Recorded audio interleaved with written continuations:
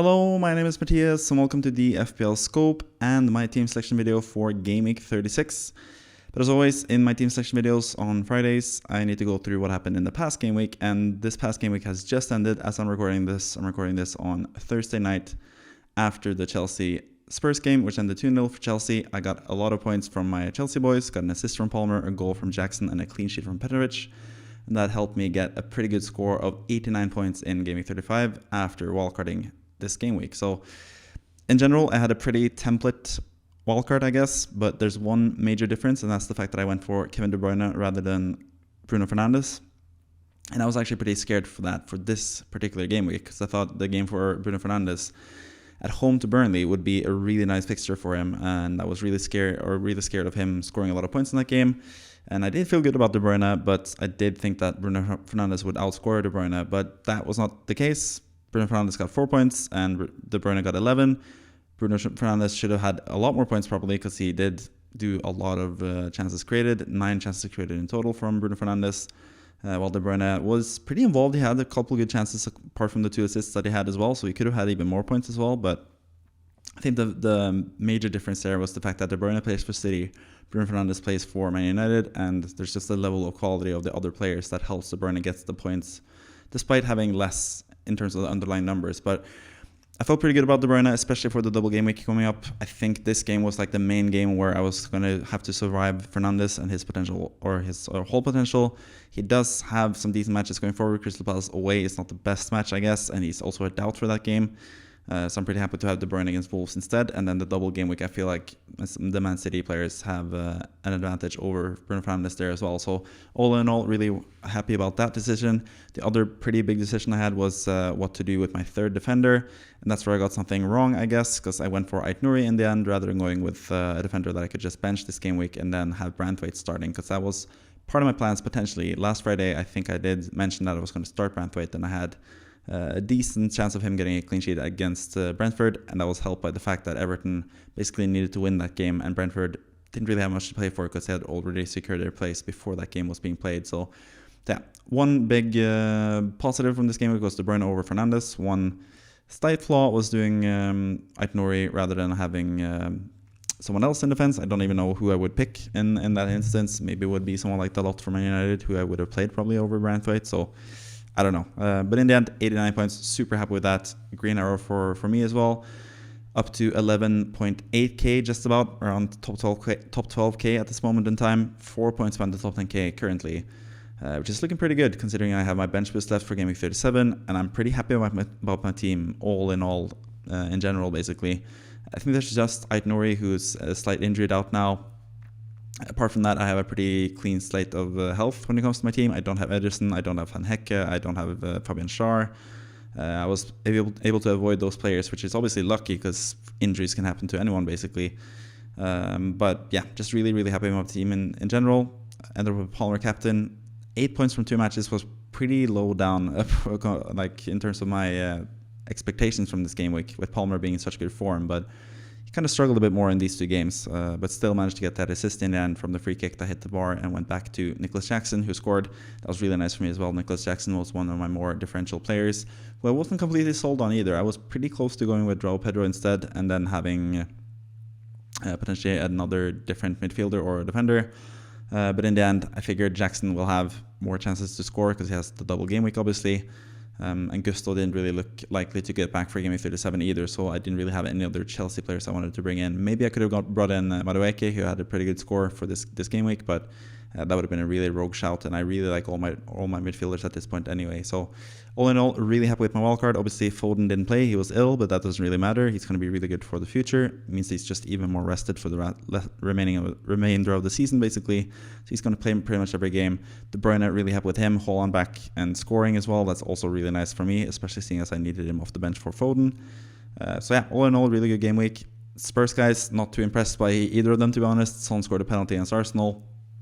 Pretty lucky to get that goal, I guess. The penalty was correct, obviously, but still, a late penalty was basically everything that Son did in that game week. He's not really looking that good, and I am potentially contemplating probably not selling him, but maybe benching him for next game week. But we'll get to that at the end of the video, basically. But Before we move on to that, we have a couple other things to go through. First and foremost, it's my free hit draft from last week as well. See how my free hit draft for Gaming 35 stacked up against my own team. So usually in these videos, I like to make a free hit draft and see how that compares to my squad and see if I can actually outscore the free hit drafts, despite trying my best to have the best possible free hit score, obviously. And that's what I did last week as well. And I did mention that I did prefer Bruno Fernandes for Gaming 35 compared to De Bruyne. But obviously, De Bruyne scored more points, 11 points compared to 4. And the downgrade from De Bruyne to Fernandes gave me enough money to go from Burn to Fabian Schär. And that also cost me 1 point in terms of the free hit for Gaming 35 as well. So I ended up with 8 points less actually on the free hit than I did for my original team. And this has not really been too uncommon for me. I think it started in Game 11 or 12 with doing this free hit drafts in the team selection videos. And I think it's pretty much 50-50 whether my own team or my free hit team scores more points basically. So I don't know, free hit is not really working out too well for me. Even last week when it was Gaming 34 and the free hit was like the main thing and I wasn't free hitting myself in that game week, I still only managed to outscore my own team by like 8 or 9 points, I think. So yeah, in general, I just don't think I'm too cut out to do these free hit drafts, I guess, maybe. Or maybe I'm just really good at picking teams that last for a long time with players that are good for the future. And maybe it is the latter, considering I am close to the top 10k and I'm doing pretty well for myself this season. I'm pretty happy about this season all over, basically. But this free hit draft, only 2 changes from my own team, and those 2 changes were negative, so obviously not the best. But as you can see from the gaming rank, 221k is not that bad for a free hit draft. So all in all, really happy with this game week all over, basically. Pretty easy game week to select players from, I guess, because it was a double game week. So we had all those Spurs guys and Chelsea guys with 2 fixtures. Also had the Newcastle guys against Sheffield United at home. I also really like Man United at home to Burnley as well. This is why I was pretty set on wildcarding in Game 35, even far back into the distant past when Game 35 looked a lot different when it comes to the double game weeks and stuff coming up, both before and after Game 35. But I figured it was a really good game week to have both Man United and Newcastle players either coming out of Game Week 34, which would have been the double game week for Man United and Newcastle originally if all the FA Cup results had gone as planned. But now that the FA Cup results were sort of swapped, we have more need for Man United and Newcastle players going into Game Week 37 instead. So either way, it made sense to wildcard around the Game Week 35, I think, to bring in these guys. Or actually, I don't know, maybe, whatever. That old chip strategy doesn't really matter anyway. And to be honest, I got the chip strategy wrong anyway, considering I did free hit in 29 and kind of had to pay a bit for it in Gaming 34. But luckily for me, been able to recuperate all those points and more so as well on top of that. So now I'm in a really good position in general. But free hit draft, 81 points. Pretty happy about that. My favorite differentials, Nicholas Jackson, obviously. Thumbs up for him. Basically all my attacking players got returns. Even Bruno Fernandes got 2 bonus points. So pretty happy about that in general. 10 points from Gordon, only 2 points from Pedro Porro, which is obviously disappointing. But again, couldn't really get that many points from any defenders this week, it seems like, apart from Brantford, obviously, who's always really good on my bench, whether it's on a free hit or in my own team, basically. But let's take a look at who scored the most points in this game week for anyone that has joined the FPL Scope Mini League, because this is what I do every single week, basically. I feature the best manager in the FPL Scope Mini League for that particular game week on either the podcast, which is sort of put on hold until next season, I guess, or like this, when I do it in the team section videos, I'm going to look at the manager of the week from this past game week. And this time around, it is Aravind LFC with 97 points. Nice green arrow there, up to 183k overall. He or she is exactly 100 points behind me in terms of overall points, so that's interesting to see what that goes for in rank. I'm 11k myself, and this person is 183k, so that's what 100 points gets you, basically.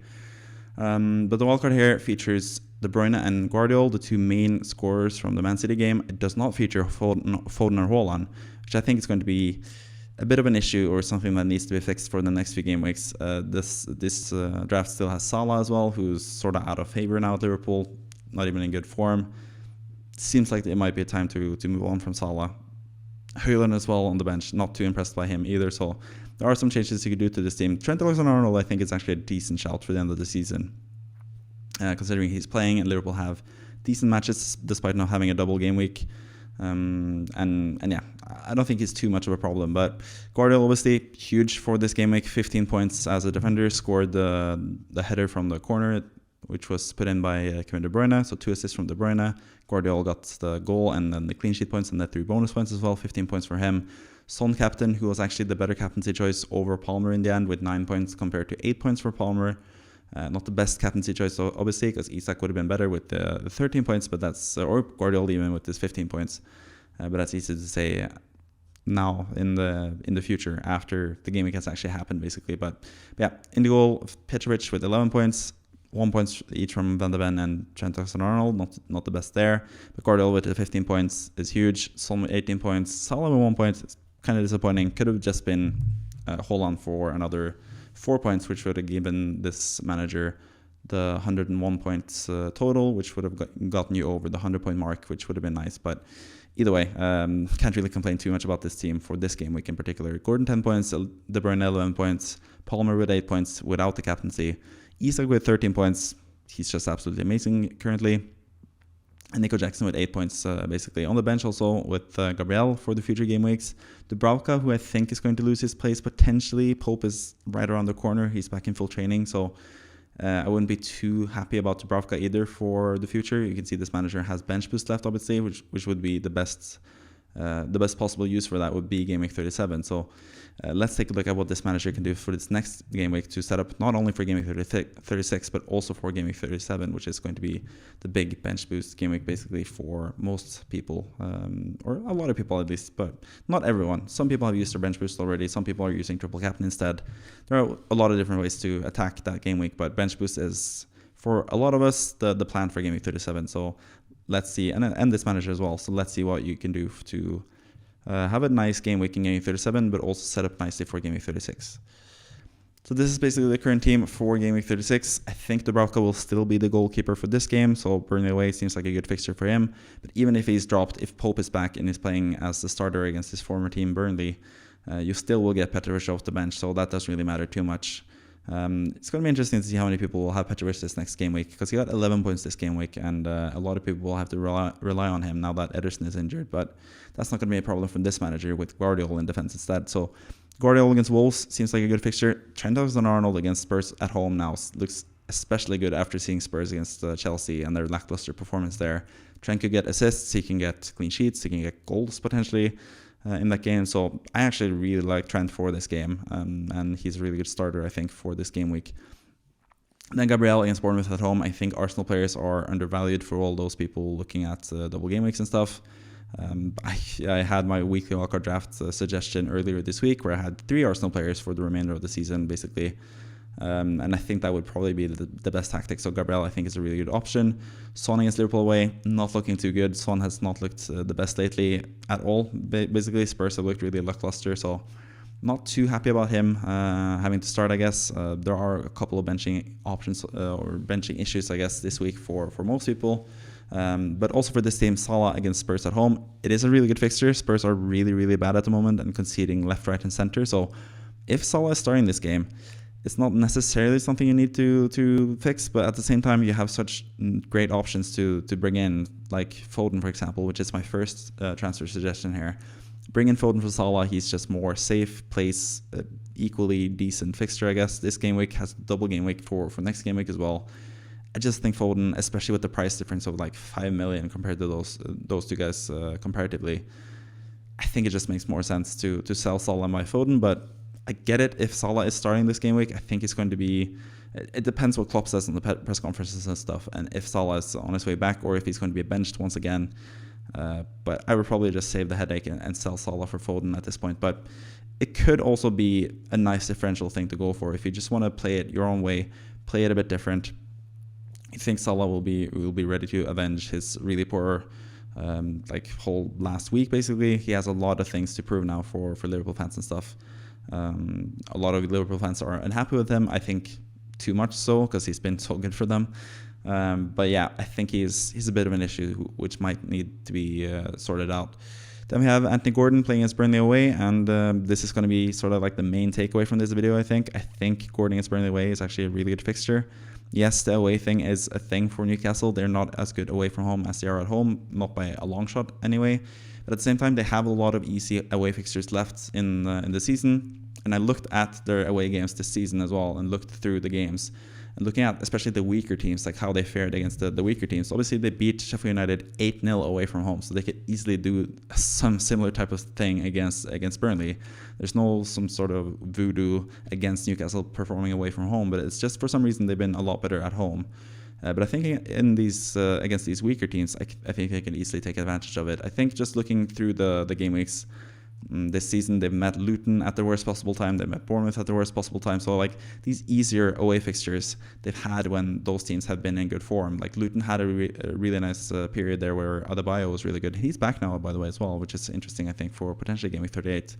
A bit of a spoiler for my potential Game Week 38 plans there, but yeah, Newcastle have just been a bit unlucky with when they've faced these easier teams away from home, and they've also faced not too many good, or like there's a lot of good away fixtures left. They have like 3 fixtures left away from home, and all of them are pretty much really good. Burnley away, Man United away, and then a final team, Brentford away, I think. So I think their away numbers could get a bit of a spike in those last 3 game weeks. So I'm not too scared about Gordon. I think Burnley also need to score. They sort of have to, I think at the same time as Burnley playing against Newcastle, we're going to have Nottingham Forest playing against Sheffield United, who just got relegated. And I think during halftime and during the game, Newcastle players and Burnley players and Burnley fans will know that Nottingham Forest are about to win another game and get pretty far ahead of Burnley in the table. And Burnley sort of need to win this game. So I think they need to attack in this fixture, and I think it's going to be a high scoring game. So I think Gordon's actually going to be a really good asset for this game week.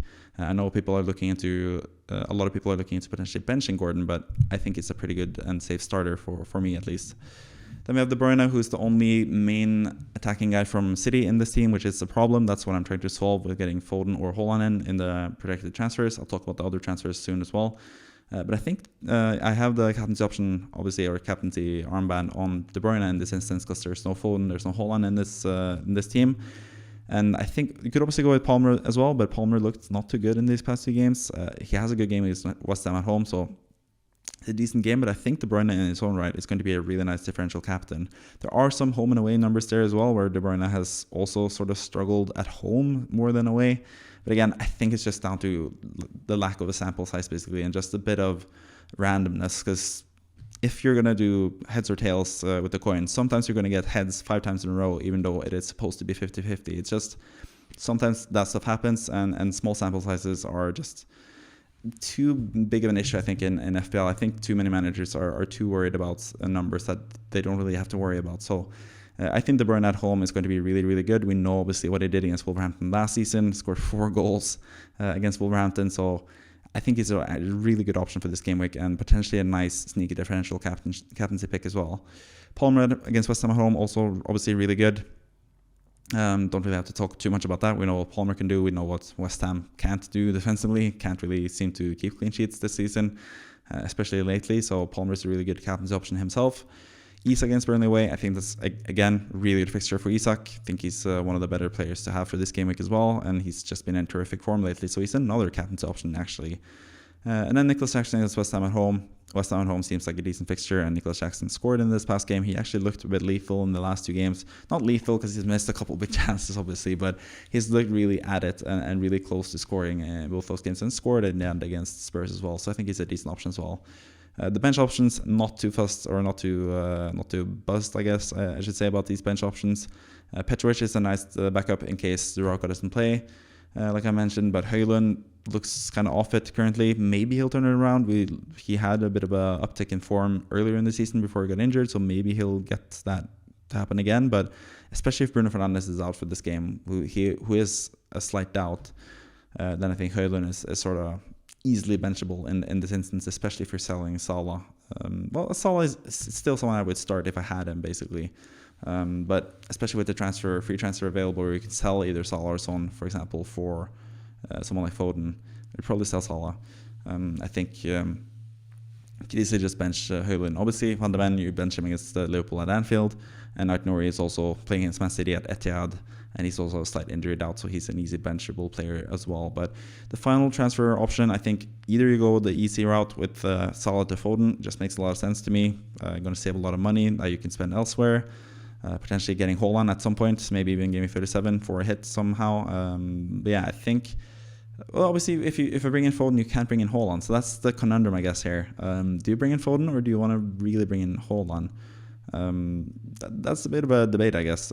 If you were in this situation yourself, you guys watching this video, would you prioritize getting Foden or would you prioritize getting Haaland in this instance? Because not getting Haaland would kind of be fun, at least, or interesting, because you would have to captain someone else than what most people will captain. So maybe that's a really bad idea. I wish I had both myself, which I do have. I don't have Guardiola. I think Guardiola is a really good pick, by the way. I don't really begrudge having Guardiola, but I think Foden and Haaland are both really, really nice picks, obviously, as I showed in my weekly Walker draft video earlier this week. But yeah, one option is doing Salah to Foden, which would obviously lock you out of getting Haaland unless you do a downgrade on De Bruyne or Guardiola, I guess, for next game week. But I don't know, it seems a bit sideways, I guess. Or what you can do is downgrade Salah to a pretty cheap midfielder. I think you need the midfielder to be 6.1 or below, and I think basically it's only down to Johnson or maybe Madueke if you want to be. But Madueke you can't even bring in because you have 3 Chelsea players already, so it is basically only Johnson that is interesting at that price point. Maybe Pascal Gross, if you have enough money for him, could be a decent option instead. But obviously, or it would be Salah to Johnson or someone like that, someone cheap like that has a double game week, preferably in game 37. And then you would have enough money to do Højlund to Haaland, because I think that's going to be an upgrade worth having, basically. So yeah, 2 different options you can go with there. I think having the third City assets against Wolves at home seems like the best idea here. And selling Salah just seems sort of inevitable. But at the same time, maybe you just want to bank the transfer. Maybe you want to stand pat with this team and hope that Man City don't really do too well offensively, or that way it will be just De Bruyne for that game, pretty much. Especially if Salah's starting that game, maybe that will work out for you in the end. And then you have 2 transfers to game 37. That could also be an idea, but I don't know. I think this is probably what I would do. Probably Salah to Foden would be the easiest one, and just go without Haaland. Be a bit brave and go without Haaland for the end of the season. He could also always get injured again, obviously. Let's move on to what I think is the best drafts or the best team to have for this game week in particular, game week 36, my free hit draft for game week 36. And there are some interesting shouts here. This is a bit different to what you see on the wildcard teams for game week 35. A lot of players in this game week that have really good fixtures that most people don't have on wildcard because they don't have double game weeks or don't have a double game week in 37. So let's just go through the team. I have 2 Aston Villa defenders in Olsen from Aston Villa if he's starting. I don't know if Martinez is going to be back or not for this team. But yeah, in case Olsen doesn't play, you get Pickford off the bench instead. So I think it's a decent sacrifice, I guess, because Olsen is so cheap compared to Martinez. So you can actually potentially afford this because this team has pretty high team value of 104.4 million. But on top of Olsen from Aston Villa in goal, I would also have Konsa in defense against Brighton, because I think Brighton have just been terrible, especially offensively lately. They scored only 1 goal in the whole month of April, basically, and that was an own goal against Burnley, where basically Sander Berge passed it back to Muric, who missed the ball. So that was basically the goal of the month for Brighton. So Brighton can't score at the moment, and Aston Villa have been pretty good lately, at least. They did concede a lot of goals now against Olympiacos, so maybe they're not the best defense, but I think against Brighton, pretty much anyone can keep a clean sheet at the moment. So yeah, Olsen and Konsa in there for me in this free draft. Then the double Arsenal defense, Gabriel and White. I think both those guys are really, really good. Bournemouth at home should be a really nice fixture for Arsenal. I think they will cruise into a pretty easy 2-0, 3-0 type of win.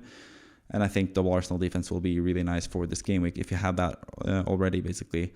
Also, a couple up with Havertz in midfield, playing against Bournemouth at home. I think Havertz is basically the most underrated assets of this second half of the season, basically. He's been so good and so consistent.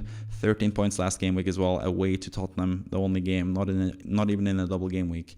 And against Bournemouth at home, I think he can score even more points. He's just been really, really good lately, so he's my favorite differential among the midfielders. Then obviously I have the 2 City midfielders, De Bruyne and Foden. I think Foden is going to be fully fit and healthy again after having that illness last game week. I think it's going to be a really good option. I really like all the City options, basically. So I've tripled up with the City attack with De Bruyne, Foden, and Haaland. I think they'll all have a really good chance of scoring in this game. So I really like those guys. And then Paul against West Ham as well. Simple choice. And then in attack, we have Ole Watkins, who I actually have as the vice captain because I really like him in this fixture against Brighton. We know how good both Watkins and Aston Villa have been against Brighton in the past. He had that major 24-point haul, 23-point haul, where he scored like 4 goals or 3 goals and 1 assist or whatever he did back in game week 9, I would say.